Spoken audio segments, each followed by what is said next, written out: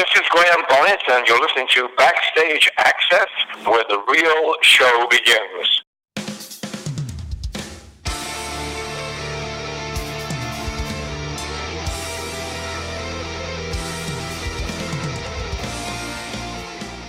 Hi, this is Chris with Backstage Access, and we are honored to have a true legend with us here today.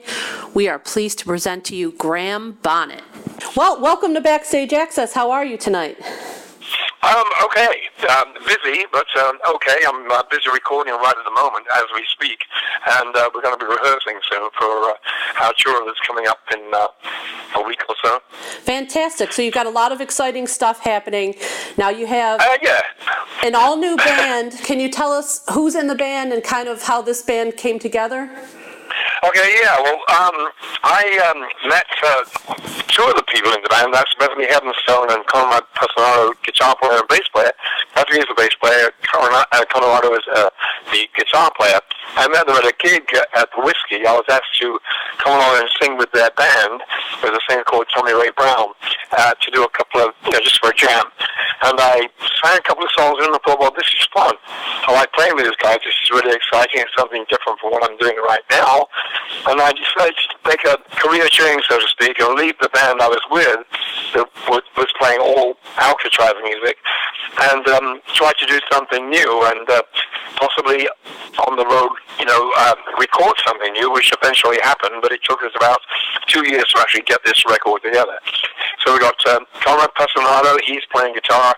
Bethany Heavenstone is a bass player, and our drummer is Mark Zonder, who is out of action at the moment because he had a shoulder operation, but he was the last guy to join the band. We had a few other drummers, which didn't work out because they had other commitments. Okay. But Mark is playing on the album, and everybody else is playing on the album. It's just a couple of drummers we've had to, through the personnel, which didn't work out because of other commitments, so. Sure. Anyway, that's the band as it stands.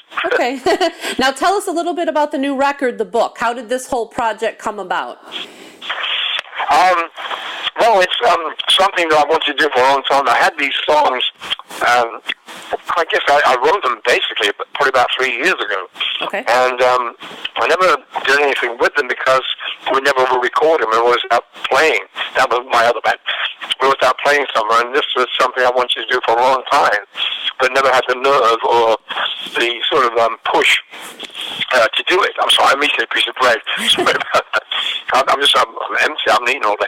And so when I started to play with these guys, they said, well, why don't we do an album? Because I think you have a lot of music in you still, I hope, and to get out there and get something happening. So Conrado and Bethany really pushed me just persuaded me to do something that I should have probably done years ago, which is to make another album. It's been about 16 years since I actually did something on my own, recording-wise. Right. So that's how it kind of came about.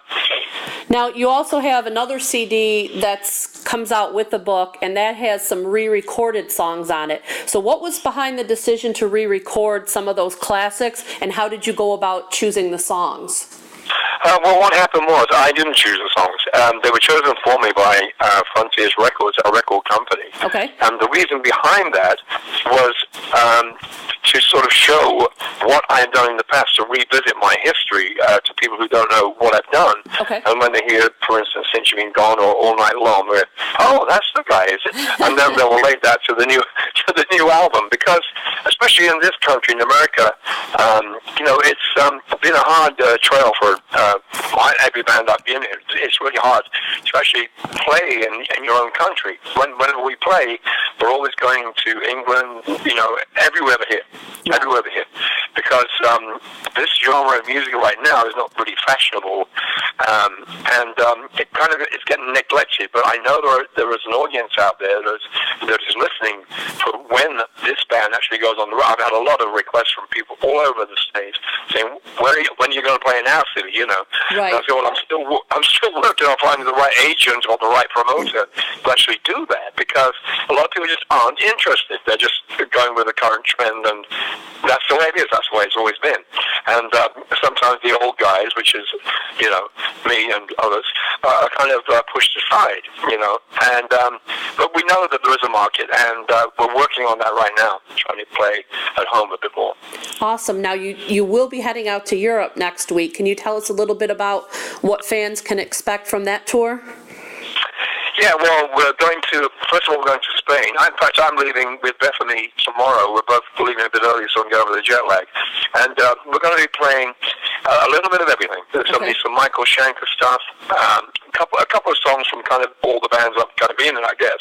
A couple of Rainbow tunes, some Alcatraz music, and also some of the very new tracks that are on the new album, The Book. Okay. Now, does it vary from night to night and performance to performance, the set list? We sometimes keep it the same, but if we're going to get some of the same people visiting us on a different night in a different city, usually a lot of people say, we're going to see you tomorrow at, you know, wherever. Okay, we'll try and change the set a little bit. Yeah, we have interchangeable songs. We can mess around a bit. Right. And, you know, we've got over-rehearsed. We've got, you know, too many songs ready for one set. Basically, we've got like 1.5, so we can slot a different song in every night if we need to do, or 2 songs, whatever.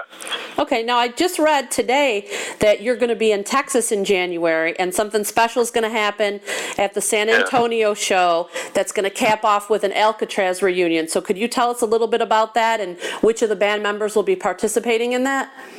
Yeah, well, it's sort of a reunion, not quite. It's Jimmy Waldo, who's our keyboard player, was our keyboard player, and he's probably going to be the keyboard player in my band, because he recorded all the keyboards on the album, and also Gary Shea, the bass player.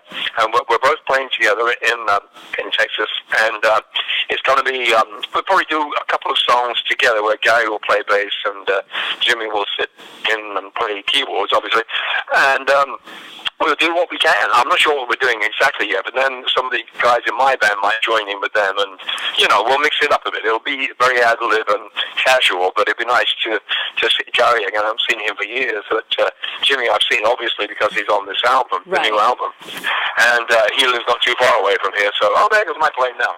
And so it's going to be cool. But it's not going to be a reunion that, you know, stays a reunion. We stay together. This is just a one-off. Okay. And we're probably playing in Japan also, doing the same kind of thing. The two of us kind of double headlining, if you will, in Japan. And we'll probably do the same kind of a show where we just interact with each other, the musicians, you know. Okay, great. Sounds like a fantastic night.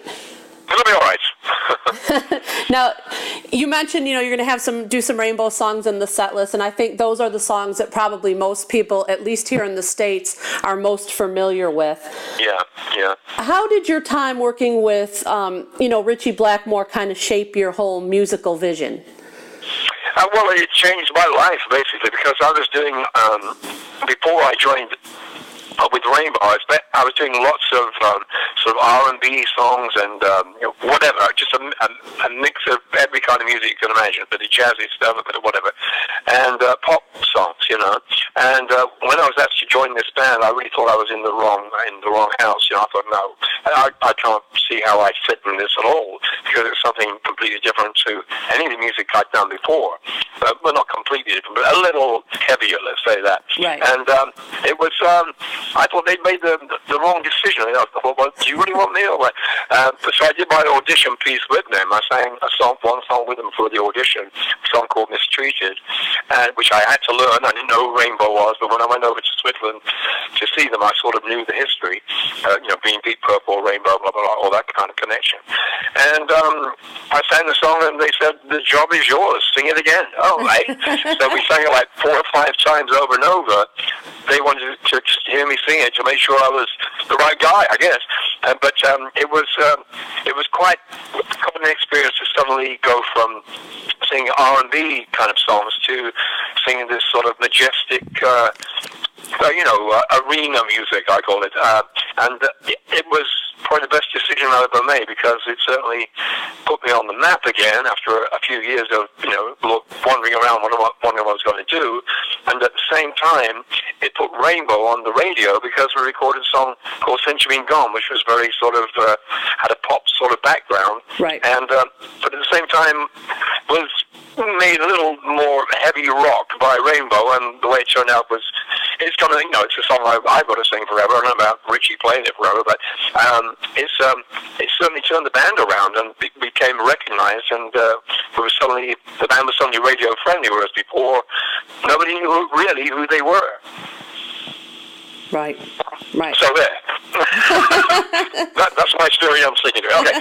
Yeah. Well, there you have it. Now, back in that day, everything was vinyl, and nowadays everything's download. Even CDs are kind of old school now to a lot of the youth. What do you prefer? Are you old school vinyl, or are you embracing the new technology? Well, I never download anything. I don't want to, because I think the musicians are being ripped off royally right now. It's just insane the way music is given away after somebody. Not all of it. I know you do buy it also, but I'm just saying it's. Right. I like to have the physical, package, to use a rude word. I don't mean that kind of package, but I mean package in the original sense of the word. I like to have that in front of me so I can open the thing. I get the little booklet out or whatever and sing along with the song, or listen to the words of the songs and look at the photographs inside. I love that, feeling of doing that. It's like opening a new book, And we're doing. I like vinyl. I like vinyl and CD. Right. Vinyl more than CD. It has a warmer sound, I think, a bigger sound sometimes. And the CD is a little bit too high-endy, but it's not bad. CDs are CDs, but it is a whole new world, and you no longer sell CDs except if you sell them online or you sell them at gigs. And the only way to reach people a lot of the time is to go out and play live, which is what we're doing. We're playing live as much as we can. Right. So that's what a lot of people are doing, play this kind of music. Is there any chance of the book Is there any chance of the book being released on vinyl at some point? Yeah, we're doing that. As far as I know, we have vinyl and CDs, so it's going to be a little bit of both. So old school and newish school. Perfect. Now, back in the day, you were in a film. I think it was 74.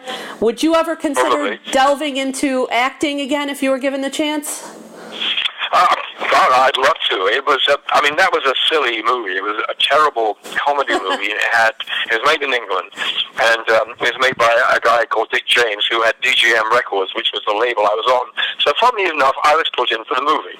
A lot of the people who were on that label were in that movie. Right. But anyway, also, it was every comedy actor and actress that was on British TV was in this movie also, and some so-called serious actors too. And so Dick James thought he would have a hit with this movie. He put every household name, actor, actress, etc. in the movie, along with certain bands or music, certain kinds of music.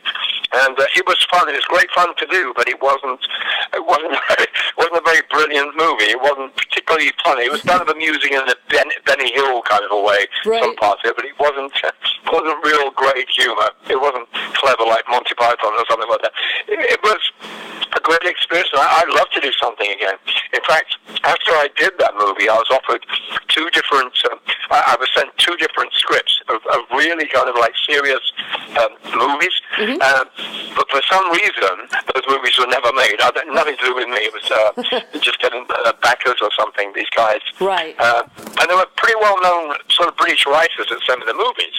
So I was impressed. I thought they want me to be in this movie. I don't say anything in this other movie, this comedy movie thing, but a couple of words here and there, and then I just sing the songs, Right. So again, to act, yes, absolutely, I'd love to. Neat. Awesome. Now, you are recognized as an iconic voice for rock and roll, and a lot of vocalists look up to you as a bar, set the bar as high as you. What is one piece of advice that you would give to some young vocalist out there who's trying to get into rock and roll? Well, I don't have much advice, really, but all I can say is just be yourself. Don't try to emulate somebody else. Because you're talking about me and people that like me, singers that like me, possibly. I used to give vocal lessons years ago, and people would come to my house and say, well, we want to sing like you. I said, you'll never sing like me, because you're not me. Right. You'll never have the same shaped body, the same shaped throat, head, everything, because, where your voice comes from is in your cheeks and in your skull and all that kind of crap, and your breathing's going to be different. You'll never have the same tone. You might be able to be similar to me, but that's not the greatest thing. You've got to be like you. And if you're a real singer, then develop that. It's like when I remember when Steve Vai, so I don't do his singing, but when Steve Vai joined our band after Yngwie Malmsteen was gone, he said, I can't play like Yngwie Malmsteen. I said, no, you play like Steve Vai. And that's what you must remember, is to always be you. I mean, yes, you might like certain singers that you might want to take a little taster from, but don't try and be them. Be yourself and find your real voice, which eventually will happen.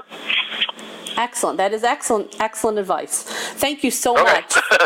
Thank it's you. Rubbish, but it's excellent, wonderful advice. But I mean, we all have, people we sort of want to copy or be like, but you never can do it because you're not them. Sure, absolutely. So thank you so much for taking the time to talk with us today. We do appreciate it. You're very welcome. We can't wait to see if you guys can get up here on the East Coast of the States, because we'd love to check it out. Oh, we'd love to be there. And if you know anyone, a promoter, who can get in touch with us, we'd be very happy to talk to them, because that's what we're doing at the moment, is actually looking for promoters who can bring this band into America again instead of having to go away to Russia and the moon.